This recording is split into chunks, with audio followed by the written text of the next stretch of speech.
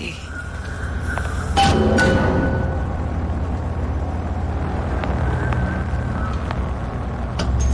Can't be this easy. The First Lady Mark II was built around a particle lift system, just like all the buildings in the city. I read all about it in the Columbian Scientific. The particles seated at the top of the structure must be up that lift.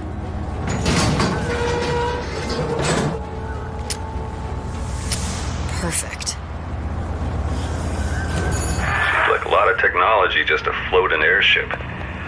Comstock never heard of hydrogen. The First Lady Mark I did run on hydrogen, and it was destroyed by a single bullet from a Vox sniper. Unfortunately, the Prophet wasn't on board at the time.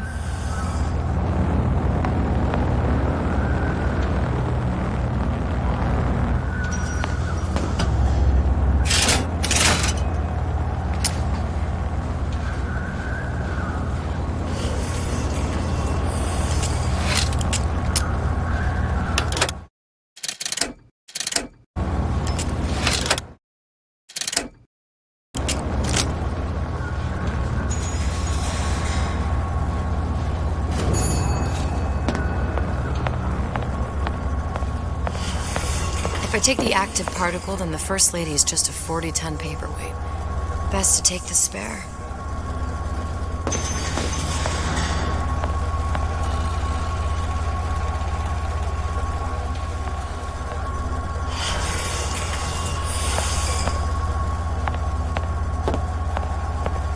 Think that taking one of those spares would be what we need to move on forward. Here we go. Now let's head back through that tear. You honestly expect Atlas to honor his side of the deal? No, but we'll cross that bridge when we come to it. How do you plan on handling Atlas? He ain't just some spliced-up maniac. He'll make a mistake. I just have to be ready to take advantage of it when it happens. All for a girl you barely know. How well did you know me when you came to Columbia? Pretty lady not finished yet. What? Open the tear. Power for device very expensive. Tit for tat. Just tell me what you want. Such a wonder something is simple. Lock of hair. Oh, you're not serious. Not your hair, stupid. Think has a secret life. Mothballed, forgotten. In there, hair sample. In jar. Cannot miss it. You get for suture. Then everybody friends. Where's his lab? Closed off, past Fink's quarters. You smart lady, you find. Should have seen that one coming.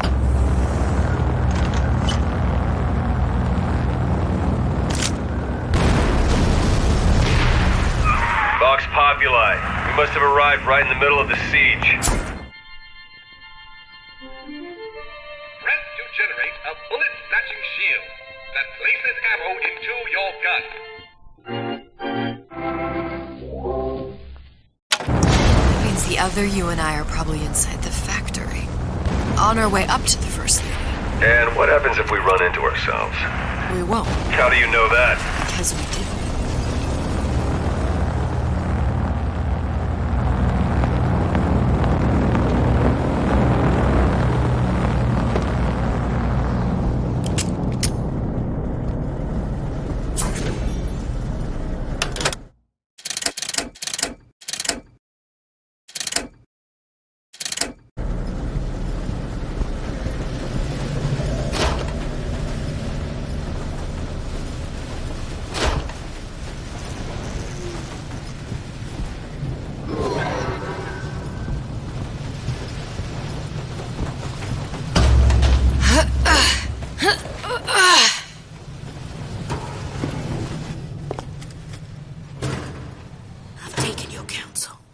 You done me good service, but I will not hurt the boy.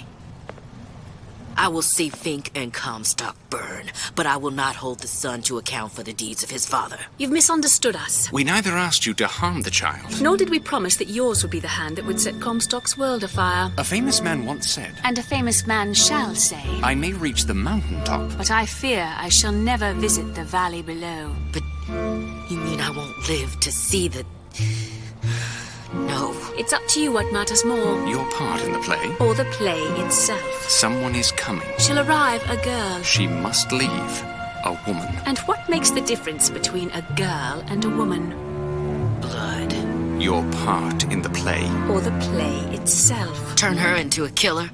How? Give the girl no choice. And she will be forced to make one.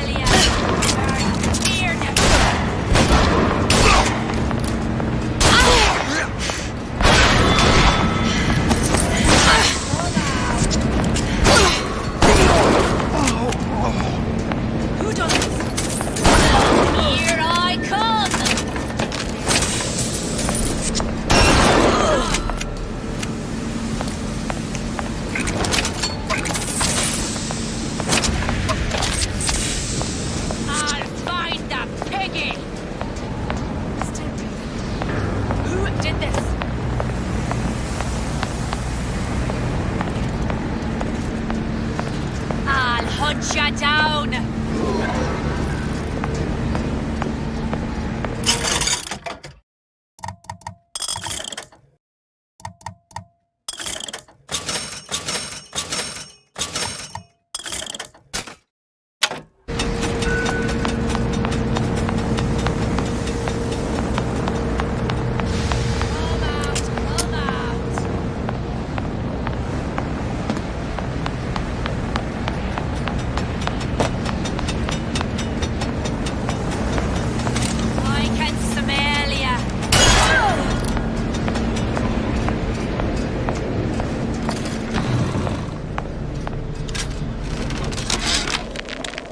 Change. That's what the people need. But sometimes I feel all I have to offer them is blood and fire.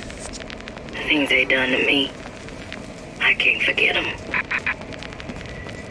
I was Columbia's victim, and victimhood begets shame. Oh, what element of human experience is more corrosive than shame? I'm rotted from the inside out. What do I have to offer this revolution except my own dark motivations? When all is said and done, what's more important to me? The people I want to save? Or those I want to murder in their beds? Yeah, there's a war coming. You can smell it in the air. Fear, hatred, people dying every day. But how many more will suffer if we rise up? Violence begets violence, I know this. I've seen this. The rational mind argues for a peaceful solution to find a common ground, but what common ground is there to find for a father who watches his child bleed out in the street? How do you deny him his vengeance? Oh, that fire that burns deep inside. I know it all too well. And when the time comes, will I be able to stay to hand?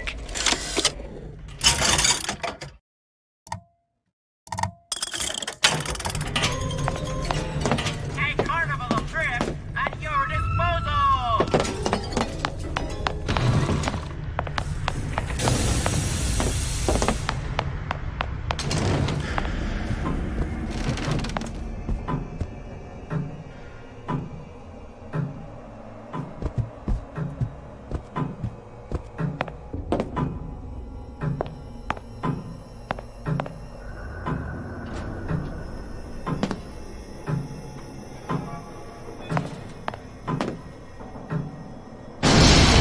Think.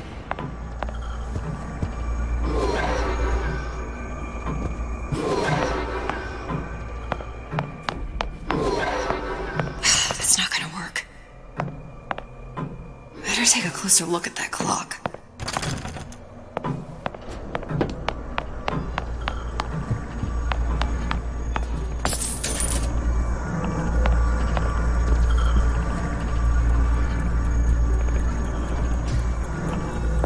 What's that thing you just picked up? My guess is that it has something to do with that giant clock out there. And that clock has something to do with opening the door to Fink's lab. Our current state of being, or lack thereof, has left my brother unfulfilled. The biological urge to leave one's mark is strong, and it is not an impossibility. We could instantiate ourselves back in Columbia, return to an old life for the possibility of creating new. But we died in that world. A giant clock. Sort of. Looks like the mechanism unlocks certain activities when Fink gives his blessing. So what? We're stuck waiting for the cuckoo to go off? No, we've already found the clock key. Manually wind it. Open whatever door we please. Sure seems like a lot of work to lock down a few doors. Yeah, well, if there's one thing Fink loves, it's a lot of work. Our current state of being, or lack thereof, has left my brother unfulfilled. The biological urge to leave one's mark is strong, and it is not an impossibility. We could instantiate ourselves back in Columbia, return to an old life for the possibility of creating new. But we died in that world. Returning would mean giving up part of us. Ourselves. We'd become flesh and all that it is heir to. The mysteries of the universe would become once again mysteries.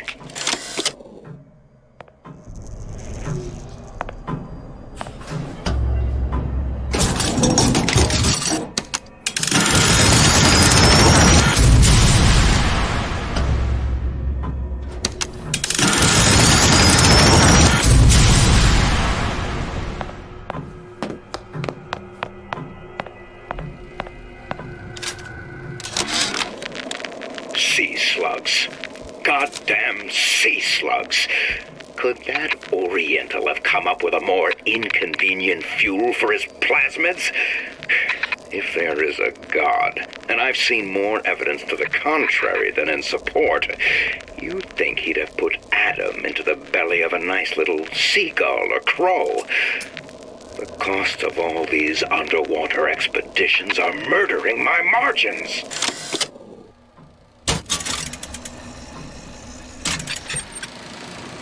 As to the matter of religion, let me place myself in the camp of the agnostic. I pretend to understand the mysteries of the infinite no more than you, Comstock, or anyone else for that matter. But for the sake of argument, let's say this is all one unhappy accident, and we're all alone in our toils. Then who would Comstock use to control and shame us with rules that apply only to those with not a penny in their pocket? If there were no God, you could rest assured the first deed done by the first rich man would be inventing him.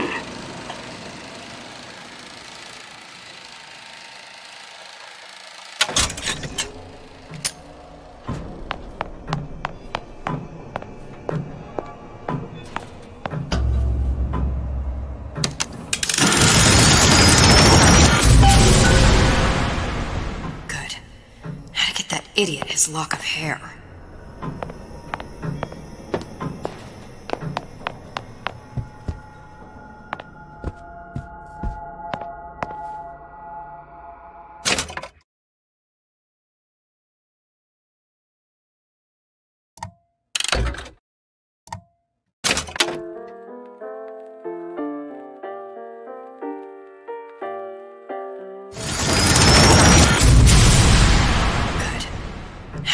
Idiot, his lock of hair.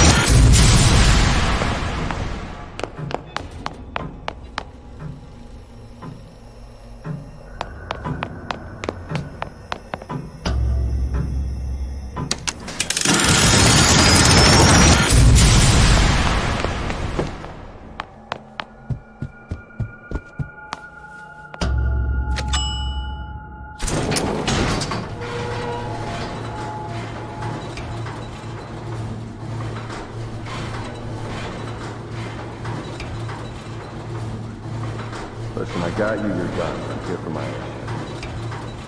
But my Booker DeWitt died for the Vox Populi. You either an imposter or a ghost. My Booker DeWitt was a hero to the cause, a story to tell your children. You.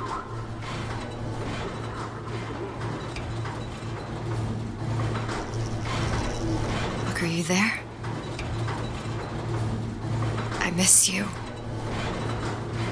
You were the only one who ever... You were my only friend. Booker. I'm not even here. I'm a projection of your own. Could you humor me then? Please. I think Booker would miss you.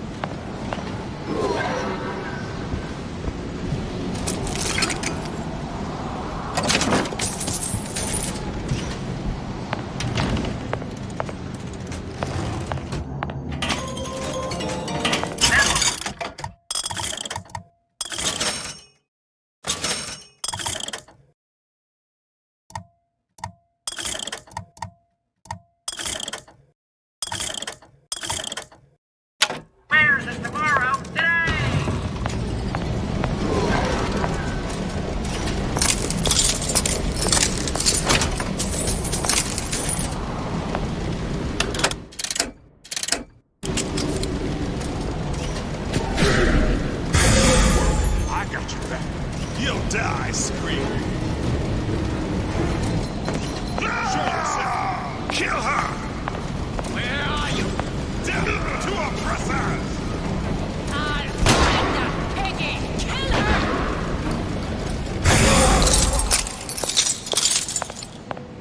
Jesus! It's right in here. Say, somebody, fetch me a millionaire to clean this mess up.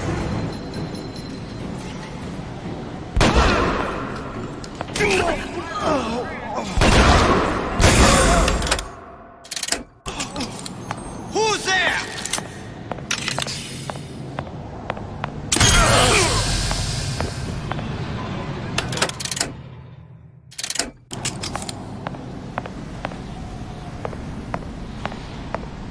Daisy sacrificed herself.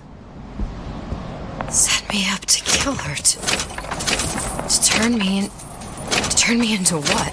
A killer. Yeah, well, mission accomplished. I'm no martyr. How did you do it, Booker? How did you... Elizabeth, I'm not Booker. And neither am I.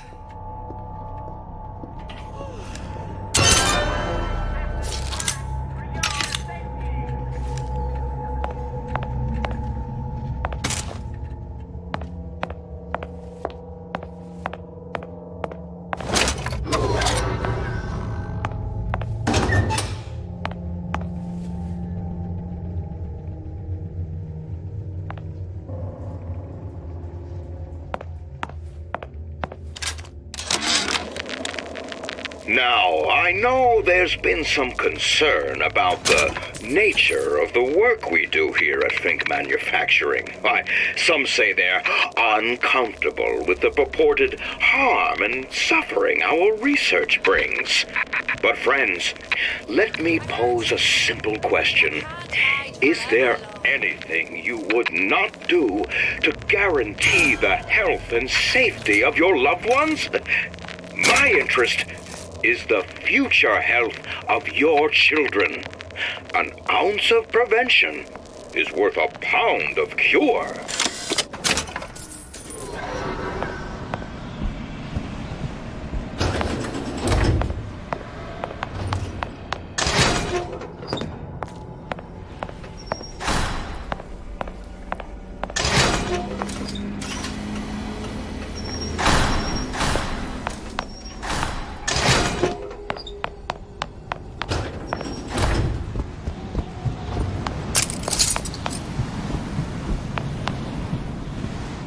Something's going on.